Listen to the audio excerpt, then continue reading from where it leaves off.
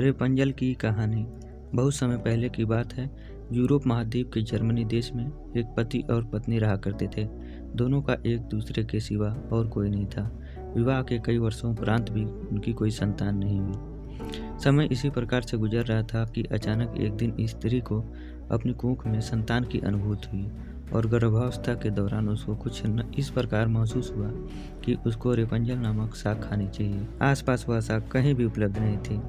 पति पत्नी एक जादूगरनी के बगीचे के समीप ही रहते थे। पत्नी के मन की बात जब पति ने सुनी तो पति ने उससे वादा किया कि वह उसके लिए रेपंजल नाम की वह साग साथ लेकर आएगा। बगीचे में चोरी से घुसकर उसने वह साग अपनी पत्नी के लिए तोड़ी और यह क्रम 3 दिनों तक चलता रहा। एक दिन बगीचे की मालकिन जादूगरनी ने, जिसका नाम डेम बोथल था, उसे यह चोरी करते हुए देख लिया और जादूगरनी ने पति को बंधक बना लिया। पति जादूगरनी के सामने बहुत गिड़गिड़ाया और अंततः जादूगरनी एक शर्त पर वह साग उसकी पत्नी के लिए देने के लिए राजी हो गई। शर्त यह थी कि संतान के जन्म के बाद वह उसे जादूगरनी को सौंप देगा। मायूस मन से पति ने उसकी यह बात मान ली और बच्चे के जन्म होते ही उसने जादूगरनी के हाथों अपनी बच्ची को सौंप दिया। जादूगरनी ने अत्यंत मनोयोग से उसकी पुत्री का पालन पोषण किया और उसका नाम भी उसी साग के नाम पर रेपंजल रखा। रेपंजल एक अत्यंत रूपवती कन्या के रूप में धीरे धीरे विकसित होने लगी। उसके सुनहरे बाल और अद्वितीय रूप की चर्चा आसपास की जगह पर धीमे धीमे से फैलने लगी। कन्या के 12 वर्ष होते ही जादूगरनी डेम गोथेल ने उसको एक ऐसी मीनार में कैद कर दिया जिसमें ना तो कोई दरवाज़ा था और ना चढ़ने के लिए कोई सीढ़ी थी। इसमें एक ऊंचे स्थान पर एक कमरा था जिसमें केवल एक खिड़की थी। जादूगरनी अपनी जादुई शक्तियों के माध्यम से छोटी बच्ची तक पहुंचती और हर दिन उससे मिलने के लिए दिन के समय जरूर जाती। इसी प्रकार से दिन बीतने लगे। वह बच्ची बड़ी होकर एक अत्यंत रूपवती स्त्री के रूप में विकसित हुई। उसके लंबे घने सुनहरे बाल इतने लंबे हो गए कि बाद में जादूगरनी उनके सहारे मीनार पर चढ़कर कमरे में आने और जाने लगी।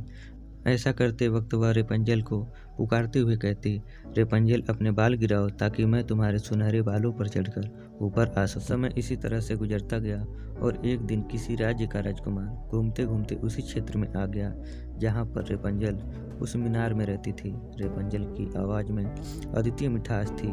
वह जब गाती थी तो जैसे समय ठहर जाता था। एक दिन राजकुमार को टहलते टहलते एक मधुर आवाज़ सुनाई पड़ी।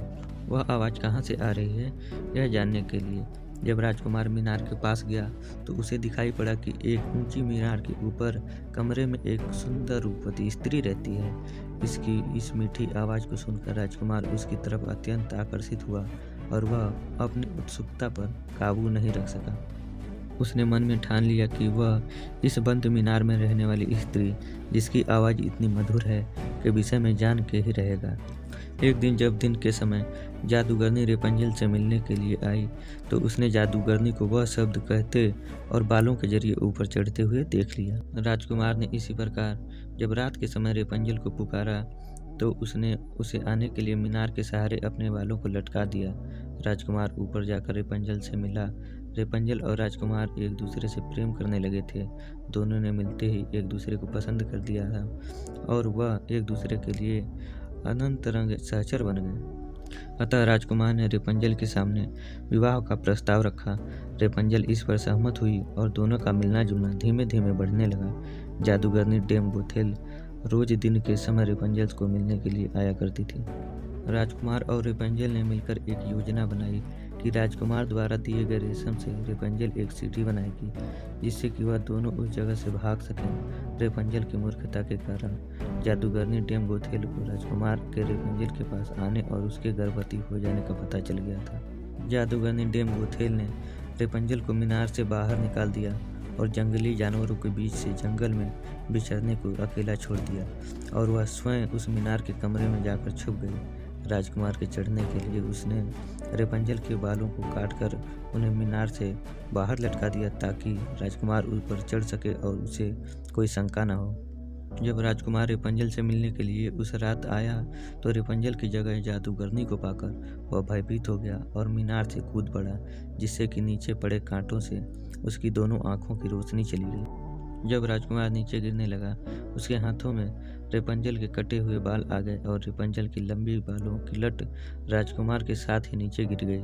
नीचे उतर पाने का कोई अन्य तरीका न होने के कारण जादूगरनी डेम गोथेल उस मीनार में फंस गई और अंततः मृत्यु को प्राप्त हुई। अपनी आंखों और अपनी प्रेमिका को खो देने के बाद राजकुमार निराश होकर अंधा हो गया और जगह जगह भटकने लगा। कई महीनों तक इसी प्रकार भटकने के पश्चात वह उस क्षेत्र में जा पहुंचा जहां पर रेपंजल बस चुकी थी। उधर रेपंजल ने जुड़वा बच्चों को जन्म दिया, जिनमें एक बेटी और एक बेटा हुआ। इसी तरह कुछ समय तक एक दूसरे से बिछोह में रहने के बाद अंततः दोनों उसी राज्य में एक स्थान पर मिले और उनके मिलन से चमत्कार स्वरूप राजकुमार की दृष्टि वापस आ गई और रेपंजल के सुनहरे बाल उसको वापस मिल गए और दोनों हंसी खुशी अपना जीवन बिताने लगे। इस कहानी से हमें यह शिक्षा मिलती है कि बुरे का अंत बुरा ही होता है और विश्वास के सहारे एक दिन दुनिया में सब कुछ पाया जा सकता है। जिस तरह जादूगरनी गलत नीयत से रेपंजल को इतने साल कैद में रखती है, एक दिन उसे इसका दंड मिला और वह मारी गई। रेपंजल ने बचपन से उम्मीद लगाई हुई थी कि उसे एक दिन कोई बचाने आएगा, उसकी खुशहाली भरी जिंदगी होगी। एक दिन उसके इस विश्वास को भगवान ने पूरा कर दिया।